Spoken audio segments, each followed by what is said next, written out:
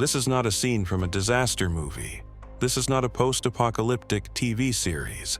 And this is not footage from the collapse of the Soviet Union. What you are seeing is Russia in the winter of 2025 to 2026. Right now, tens of thousands of trucks are standing completely still, frozen, abandoned, stranded across thousands of kilometers from Kamchatka in the Far East through Siberia down to Krasnodar, Moscow, and even St. Petersburg.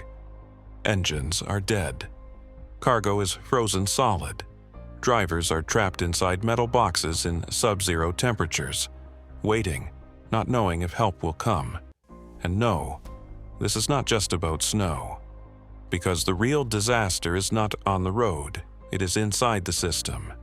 Kilometer-long truck queues are now forming at Russia's borders with China, Kazakhstan, and Georgia.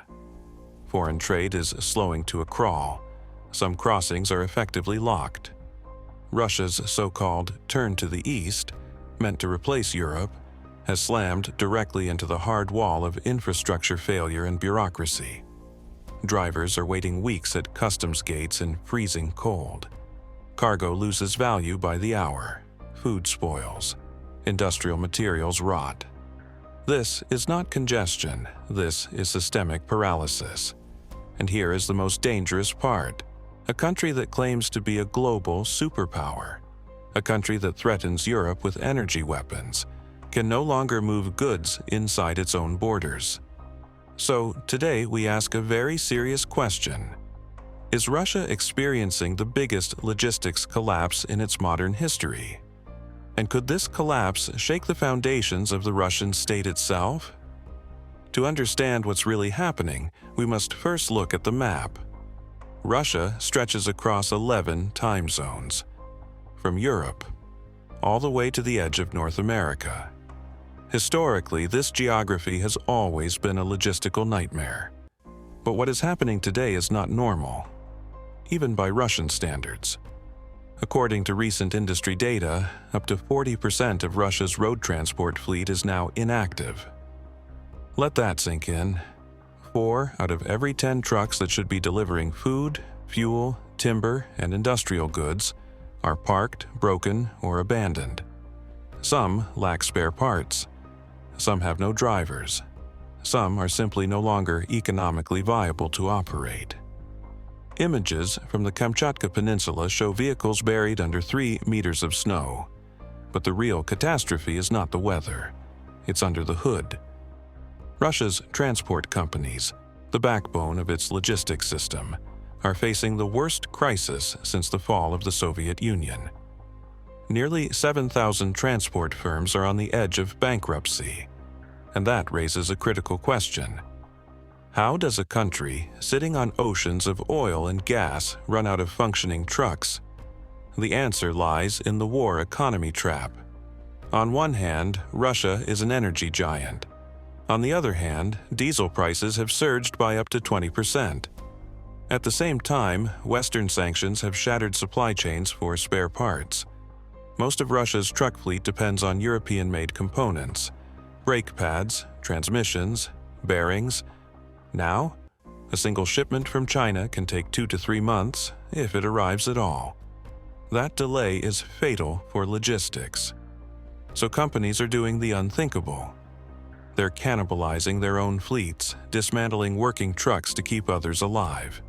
A Frankenstein system, temporary, unsustainable. And even if the truck works, there's often no one left to drive it. Thousands of drivers have been mobilized to the front, absorbed into defense factories, or have left the country altogether. Those who remain face brutal conditions, low wages, and rising costs. So they quit. Now comes the financial chokehold. To fight inflation, the Russian central bank imposed extremely high interest rates.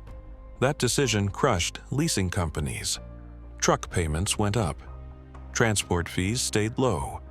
Margins vanished. Then came the final blow. The government proposed expanding the Platon road tax from federal highways to regional roads, many of them already in terrible condition. Drivers are asking a simple question. Where is this money actually going? The result? Small businesses are shutting down. The sector is slipping back into the shadow economy. Cash payments, no invoices, no taxes, just like the 1990s. And as tax revenues fall, the state prints more money. Inflation rises, costs increase again. A perfect, vicious cycle. If roads are collapsing, what about Russia's legendary railways? The answer is worse. Russian Railways, RZD, is drowning in $45 billion of debt. Its profits have collapsed fourfold. It's begging for a $10 billion bailout. Once a state within a state, RZD is now selling office towers in Moscow to survive. Cargo that can't move by rail floods onto highways. Highways collapse, the entire system jams, and this reaches ordinary people fast. Butter locked in supermarket boxes, potato prices exploding, egg shortages spreading to dairy, then to everything else. A broken truck in Siberia can mean no food on a Moscow shelf. Because when logistics fail, state authority weakens, and it's not just food. In January 2026, 12 Russian regions declared states of emergency. No coal, no fuel, no heating, pipes bursting, homes freezing. Why? Because regional budgets were drained, redirected to the war effort. People are now asking louder than ever, why are we freezing? From Dagestan to Bashkortostan, shortages risk igniting ethnic and social unrest, and even the military is affected. Western analysts estimate Russia's ability to launch a major offensive in 2026 is down by 30%. Not because of battlefield losses, but because logistics are rusting at home. So we end with the real question. Is this just a temporary crisis? Or is 2026 the year Russia gets trapped by its own geography, policies, and war economy?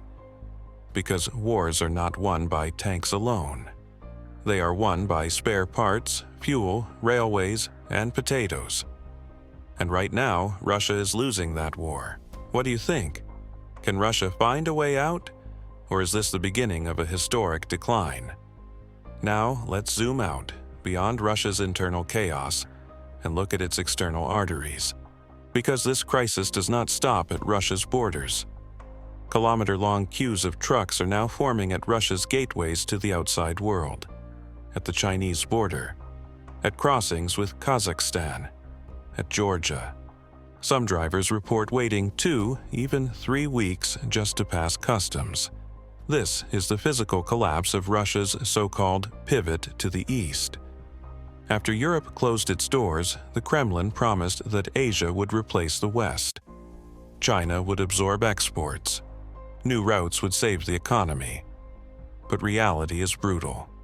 Chinese customs terminals were never designed to handle this volume. Bureaucracy moves slower than trucks, and infrastructure simply does not exist at scale. So Russia didn't diversify, it redirected into a bottleneck. While timber, metals, and agricultural goods sit idle, contracts are missed, penalties pile up, and trust evaporates. And in global trade, once trust is gone, it doesn't come back easily. One of the hardest hit sectors is timber, a pillar of Russia's regional economies. Millions of cubic meters of Siberian timber are now rotting in storage yards. Why? Because trucks can't move, rail cars aren't available, factories are forced to halt. And when a timber factory shuts down in Siberia, that doesn't just mean lost profit, it means no salaries, no local taxes, no municipal services. Entire towns depend on a single logistics chain. When that chain snaps, the town dies slowly. This is how economic collapse spreads from highways into households. The Kremlin insists that military logistics are separate from civilian infrastructure. On paper, maybe. In reality, they are deeply intertwined. The same railways that move grain, move tanks. The same factories that maintain freight wagons, maintain military transport. With Russian railways drowning in debt, maintenance is delayed. Precision bearings for locomotives are unavailable due to sanctions. Rolling stock is aging faster than it can be repaired.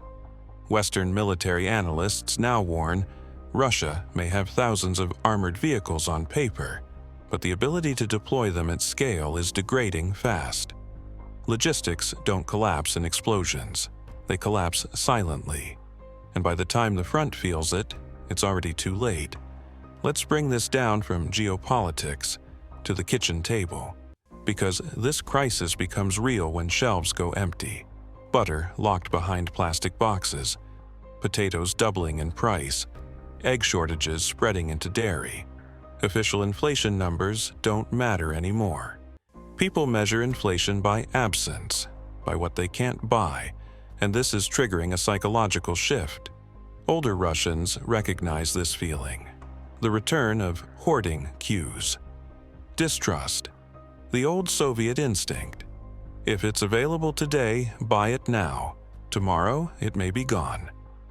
That mindset is poison for stability. Now, add cold. In winter 2026, dozens of municipalities faced heating failures.